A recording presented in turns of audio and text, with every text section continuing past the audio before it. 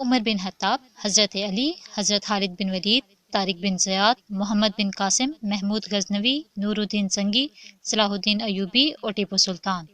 آج ہم دیکھیں گے 9 بہادر مسلم سپہ سالاروں کو جنہوں نے بہادری اور ہمت سے ایسی فتوحات حاصل کی جو ناقابل تسخیر تھیں، اور ایسی فتوحات جنہوں نے دنیا کو حیران اور مسلمانوں کے لیے ہمیشہ فخر کا باعث بنی۔ السلام علیکم، میں ہوں مہران اور آپ دیکھ رہے ہیں ٹاپ 9 ود مہر۔ اب تک اگر آپ نے میرا چینل سبسکرائب نہیں کیا تو چینل کو سبسکرائب کریں اور میری ویڈیوز کو لائک ضرور کیجیے گا۔ آج ہم بات کریں گے 9 بہادر مسلم حکمرانوں کی، جن میں حضرت عمر بن خطاب رضی اللہ تعالیٰ عنہ کی سب سے پہلے ہم بات کریں گے۔ اسلامی تاریخ کے دوسرے خلیفہ تھے اور ان کے دور خلافت میں مسلمانوں کو سب سے زیادہ فتوحات حاصل ہوئیں اور اسلام پوری دنیا میں پھیلا۔ یہ تاریخ کے سب سے طاقتور اور بااثر حکمران تھے۔ یہ مکہ کے شروع کے دور میں ایمان لائے۔ حضرت عمر کے دور میں اسلام دنیا کی سب سے بڑی طاقت کے طور پر ابھرا۔ فارس اور بازنین جو دنیا کی بڑی طاقتیں تھیں، حضرت عمر رضی اللہ تعالیٰ عنہ کے دور میں فتح ہوئیں۔ صرف 10 سال کے مختصر عرصے میں فارس، بازنین، شام، فلسطین، مصر اور ترکی اسلام کے زیر اثر آ گئے۔ حضرت عمر ایک فاتح ہی نہیں بلکہ بہترین منتظم بھی تھے۔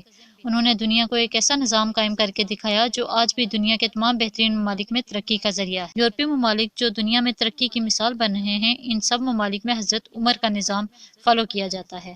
حضرت ابو ہریرہ رضی اللہ تعالیٰ عنہ سے روایت ہے، حضور علیہ الصلوۃ والسلام نے فرمایا، بنی اسرائیل میں بہت سے لوگ رسول نہیں تھے مگر وہ اللہ سے بات کیا کرتے تھے۔ اگر میری امت میں ایسا کوئی ہوتا تو وہ عمر ہوتے۔ دوسرے حکمران حضرت علی۔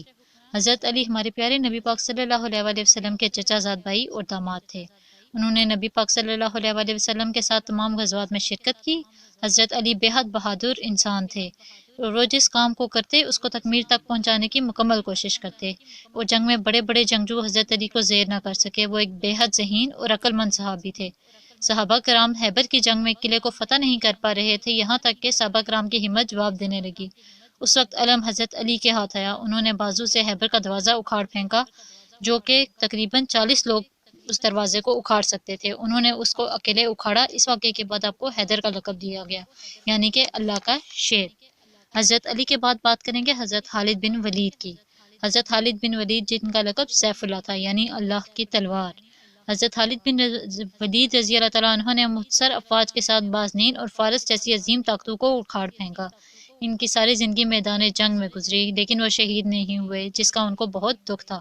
وہ جس جنگ میں حصہ لیتے اس کے فاتح قرار پاتے۔ اگلی بات کریں گے طارق بن زیاد کی۔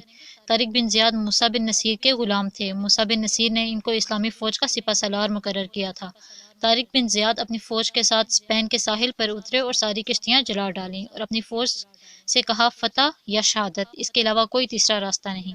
پھر انہی کی فوج نے اسپین کو فتح کیا اور وہاں اسلام کے جھنڈے گاڑے۔ محمد بن قاسم۔ محمد بن قاسم نے 17 برس کی عمر میں راجہ داہر کی فوج کو شکست دی۔ راجہ داہر نے چند مسلم خواتین اور بچوں کو یرغمال بنا لیا تھا، جن میں سے ایک خاتون نے مسلم حکمران حجاج بن یوسف کو خط لکھا، جو کہ حجاج بن یوسف نے پھر محمد بن قاسم کی سربراہی میں فوج روانہ کی، اور محمد بن قاسم نے پہلی مرتبہ سندھ میں اسلام متعارف کروایا۔ محمود غزنوی۔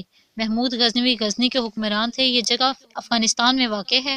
انہوں نے برصغیر میں ہندوؤں سے جنگ کی اور ہندوؤں کے سب سے بڑے مندر سومناتھ کو تباہ کیا۔ انہوں نے سومناتھ پر 17 حملے کیے اور اس مندر کے تمام بت گرا دیے، جس کے متعلق ہندوؤں کا کہنا تھا اس مندر کو کوئی تباہ نہیں کر سکتا۔ اس مندر کو انہوں نے تباہ کیا اور بت شکن کہلائے۔ نور الدین زنگی۔ نور الدین زنگی ترک زنگی خاندان کا ایک بہادر اور طاقتور حکمران تھے۔ انہوں نے شام میں سیہونیوں کے خلاف جنگ لڑی اور انہیں شکست دی۔ وہ ایک رحم دل اور زیرک بادشاہ تھے۔ انہوں نے عوام کے فلاح و بہبود کے لیے بے شمار کام کیے، یونیورسٹیز قائم کی، جامعات میں قرآن و حدیث کی تعلیم ضروری قرار دی اور خود بھی قرآن و حدیث کی تعلیم رکھتے تھے۔ انہوں نے لوگوں کے مفت علاج کے لیے شہروں میں اسپتال قائم کیے، حاجیوں کے لیے سڑکیں قائم کی، اور ہفتے میں کئی دن تک عوام کے لیے عدالت قائم کرتے، اور ان کے انصاف کا یہ حال تھا کہ امیر اور غریب سب کے لیے ایک برابر انصاف تھا، کسی میں کوئی فرق نہ تھا۔ صلاح الدین یوسف۔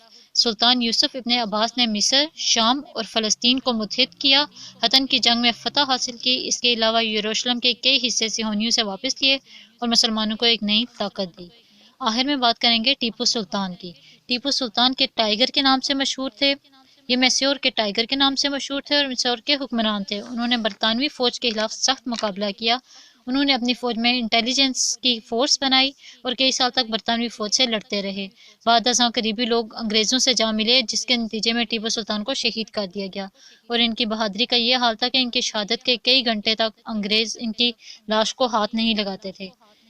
ان کے بارے میں ان کا ایک قول تھا، ٹیپو سلطان کا گیدڑ کی 100 سالہ زندگی سے شیر کی ایک دن کی زندگی بہتر ہے۔ یہ تھے 9 مسلم حکمران، بہادر سپہ سالار، جو کہ مسلمانوں کے لیے آج بھی ان کی بہادری اور ان کے کیے گئے کارنامے باعث فخر ہیں اور ہمارے لیے مشعل راہ ہیں۔